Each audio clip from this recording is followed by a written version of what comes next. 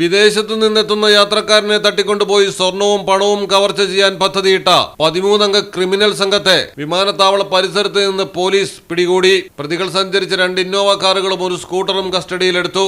3 പേർ പോലീസിനെ വെട്ടിച്ച് കടന്നുകളഞ്ഞു. വാട്സാപ്പ് ഗ്രൂപ്പ് രൂപീകരിച്ചാണ് പ്രതികൾ വൻ പദ്ധതി ആസൂത്രണം ചെയ്തത്.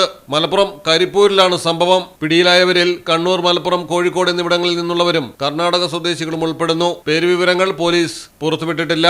രക്ഷപ്പെട്ട 3 പേർക്ക് വേണ്ടി പോലീസ് തിരച്ചിൽ ശക്തമാക്കിയിട്ടുണ്ട്. പിടിയിലായ പ്രതികളുടെ മൊബൈൽ ഫോണുകൾ പരിശോധിച്ചതിൽ നിന്നും കവർച്ച ആസൂത്രണത്തിന്റെ വിശദാംശങ്ങൾ പോലീസിന് ലഭിച്ചു. വിദേശത്ത് നിന്ന് വരുന്ന യാത്രക്കാരനെ എങ്ങനെയെല്ലാം പിന്തുടരാമെന്നും ഏത് സ്ഥലത്ത് വെച്ച് തട്ടിക്കൊണ്ടുപോകാമെന്നും വ്യക്തമാക്കുന്ന വാട്സാപ്പ് ചാറ്റുകൾ പോലീസിന് ലഭിച്ചു.